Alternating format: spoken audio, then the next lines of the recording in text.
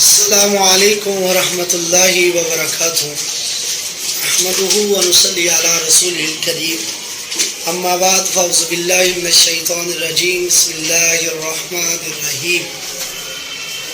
ان اللہ حرم علیکم المیتۃ والدم ولحم الخنزیر وما اہل بہ لغیر اللہ. اللہم صلی علی محمد وعلی آل محمد کما تحب و ترضی. حضرات محترم سامعین کرام، آج میں آپ کے سامنے ان کاموں کا تذکرہ کرنا چاہتا ہوں جن کاموں کو اللہ نے کرنے کا حرام کہا ہے، اور رسول اللہ صلی اللہ علیہ وسلم نے جن کاموں سے ہمیں منع کیا ہے ان کاموں کو حرام کہا ہے کہ وہ کام کرنے حرام ہیں. لیکن آج ہم مسلمان وہ کام کرتے ہوئے نظر آ رہے ہیں. وہ 4 کام میں آپ کے سامنے آج رکھتا ہوں. 4 کام رسول اللہ صلی اللہ علیہ وسلم نے حرام کہا ہے.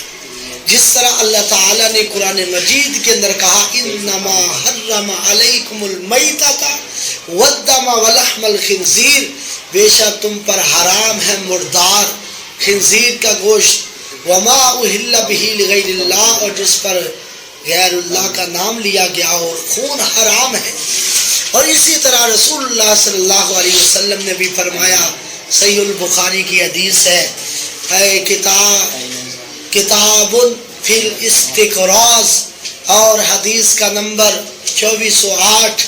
حدیث کے راوی حضرت مغیرہ بن شعبہ رضی اللہ تعالیٰ عنہ بیان کرتے ہیں، رسول اللہ صلی اللہ علیہ وسلم نے فرمایا ان اللہ حرم علیکم حقوق الامہات، بے شک اللہ نے تم پر حرام کر دیا. کس طرح؟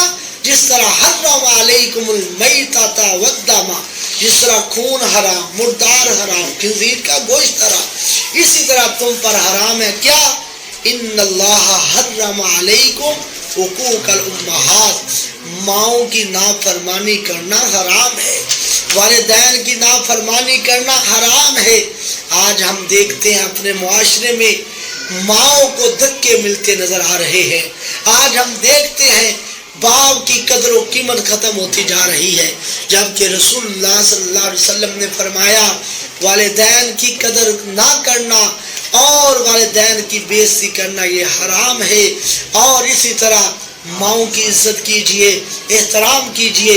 وہ مائیں جنہیں ہمیں 9 ماہ اپنے پیٹ کے اندر رکھا، وہ مائیں جنہیں 2 سال ہمیں دودھ پلایا، وہ مائیں جو خود گیلے پہ سوتی تھی، ہمیں خشک جگہ پہ سلاتی تھی، وہ ماں جو ہماری بوجن ہے تو ہماری ماں، جو ہمیں کھانے پکا کر دیتی ہے تو وہ ہماری ماں ہے، اور جو ہمیں کپڑے استری کر کے دیتی ہے وہ ہماری ماں ہے، جو وقت سے پہلے ہمیں تیار کرتی ہے وہ ہماری ماں ہے.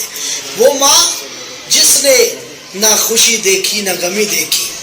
ایک دفعہ میڈیا کے اندر ایک کلپ چل رہا تھا کہ ایک بندے نے کہا کہ مجھے فیکٹری کے لیے بندہ چاہیے. تو جب وہ بندہ آیا اس نے کہا کہ تمہاری جو سندیں ہیں وہ ٹھیک ہے، لیکن ہم آپ کو رکھیں گے تو آپ کو 24 گھنٹے کام کرنا پڑے گا، اور آپ کو چھٹی بھی نہیں ہوگی، نہ جمعے کی نہ اتوار کی، کوئی چھٹی نہیں. کہا سال بعد بھی کوئی چھٹی نہیں، نہ عید کی، نہ چھوٹی عید کی، نہ بڑی عید کی، نہ عید الفطر کی، نہ عید الاضحیٰ کی، نہ جمعے کی چھٹی، نہ 1 ماہ کے بعد چھٹی. کہا پھر تنہا کتنی؟ کہا تنہا بھی کوئی نہیں. کہا ایسی نوکری پھر کون کرے گا؟ تو اس آدمی نے کہا تھا ایسی نوکری تو لاکھوں مائیں کر رہی ہیں، ایسی نوکری تو کروڑوں مائیں کر رہی ہیں.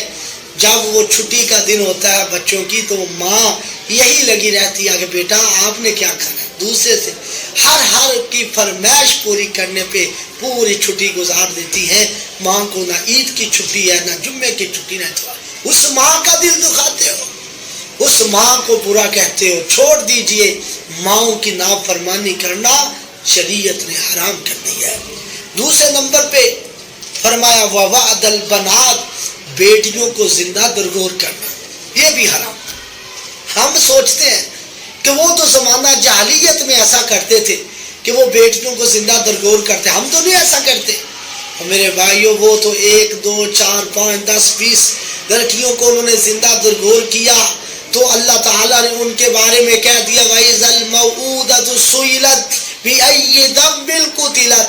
جب زندہ درگور بیٹی سے کل قیامت کے دن سوال کیا جائے گا تمہیں کس جرم کی وجہ سے قتل کیا گیا, اور وہ پوچھے گی کس جرم کی وجہ سے مجھے قتل کیا گیا, تو پھر کیا جواب دیں گے؟ تو آج ہم دیکھیں, ہم اپنے گھر بیوی بچوں اور بیوی کی الٹرا ساؤنڈ کرواتے ہیں تو پتہ چلتا ہے بیٹی ہے, کہتے ہیں بیٹی کی ضرورت ہی نہیں ہے, اس کا DNC کروا دے, اس کو ضائع کروا دے. تو یہ قتل نہیں ہے. اگر زندہ درگور کرنا قتل ہے تو یہ قتل نہیں ہے. کتنے نوجوان کتنی عورتوں نے اپنی بیٹیوں کو ضائع کروا دیا, اپنی بیٹیوں کو قتل کر دیا. اپنی بیٹیوں کے قاتل ہیں وہ والدین جنہوں نے DNC کروا کر اپنے بچوں کا قتل کر دیا. کل قیامت کا دن ہوگا, کیا اللہ کو جواب دیں؟ وبعد البنات, بیٹیوں کو زندہ درگور کرنا حرام ہے, جو آج ہمارے ملک کے اندر بات چل رہی ہے. اور پہلے دور میں ہم سنتے تھے بیٹیوں کو مارتے ہیں, اب بیٹوں کو بھی مارا جا رہا ہے کہ بیٹا 2 بیٹے ہوں 1 بیٹی ہو, فیملی کمپلیٹ, اس سے زیادہ نہ ہمیں بیٹا چاہیے نہ بیٹی چاہیے. دوسری یہ لاہور ڈیفنس کا واقعہ کہ ایک مرد نے اپنے بیٹے کا قتل کر دیا, کہا کہ ہمیں اس کی بھی ضرورت نہیں, ہماری فیملی کمپلیٹ ہے. نہ میرے بھائیوں, بیٹیوں کے ساتھ پیار کیجئے. بیٹیاں کل قیامت کے دن جہنم سے آگ بن جائے گی. بیٹیاں وہ ہے جن کے بارے میں رسول اللہ صلی اللہ علیہ وسلم نے فرمایا من آل جاریتین, جس نے 2 بیٹیوں کی کفالت کی کان معی فی الجنہ, میرے ساتھ جنت میں ہوگا. بیٹیوں سے پیار کیجئے, زندہ درگور کرنا چھوڑ دیجئے, بیٹیوں کا قتل کرنا ماں کے پیٹ کے اندر سے چھوڑ دیجئے. وہ مجرم ہے والدین جو اپنے بچوں کا قتل کرتے ہیں. اور اللہ نے قرآن مجید کے اندر فرمایا وَلَا تَقْتُلُوا أَوْلَادَكُمْ مِنْ خَشْيَةِ إِمْلَاقٍ, بھوک کے ڈر سے اپنے بچوں کا قتل نہ کرو, اللہ تمہیں بھی رزق دیتا ان کو بھی دے گا.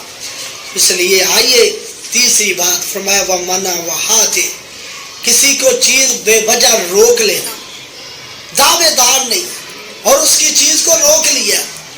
کسی کو چیز دینا نہ, ضرورت کی چیز دینے سے منع کیا رسول اللہ صلی اللہ علیہ وسلم نے. اگر ضرورت کی چیز ہے کوئی مانگتا ہے اس کو دے دے. فرمایا وَيَمْنَعُونَ الْمَاعُونَ, وہ روک لیتے ہیں لوگوں کی ضرورت کی چیزوں کو.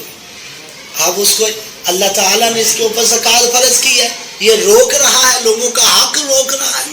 اسی طرح اگر کسی کی کوئی جائیداد میں قبضہ کر لیتا ہے, کسی کے پلاٹ میں قبضہ کر رہا ہے, اس کا حق روک رہا ہے, تو اس سے بھی رسول اللہ صلی اللہ علیہ وسلم نے منع فرمایا ہے. اور آپ نے فرمایا وَإِضَاعَةَ الْمَالِ, مال کو ضائع کرنے سے بھی منع کیا. فضول خرچی کرنے سے منع کیا ہے. شیطانی راستوں پہ لگانے پہ منع کیا ہے. شرابوں پہ پیسہ لگانے سے منع ہے. زنا پہ پیسے لگانے, آج کتنے لوگ ہیں کتنے فضول خرچی کرتے نظر آتے ہیں. وَكَثْرَةَ السُّؤَالِ, اور زیادہ سوال کرنے سے بھی شریعت نے منع کر دیا ہے. تو اللہ تعالیٰ مجھے آپ کو ان کاموں سے بھی بچنے کی توفیق عطا فرمائے. یہ کام بھی ہم پہ حرام ہے, کسی کا حق روکنا, اس کو نہ دینا, کسی کے جائیداد پہ قبضہ کر لینا, یہ اللہ نے ہم پہ حرام کر دیا ہے. اللہ مجھے آپ کو یہ 4-5 جو میں نے کام بتلائے ہیں جو اللہ نے حرام ہم پہ کر دیے ہیں, رسول اللہ صلی اللہ علیہ وسلم نے حرام کیے ہیں, اللہ ہمیں اس سے بچنے کی توفیق عطا فرمائے.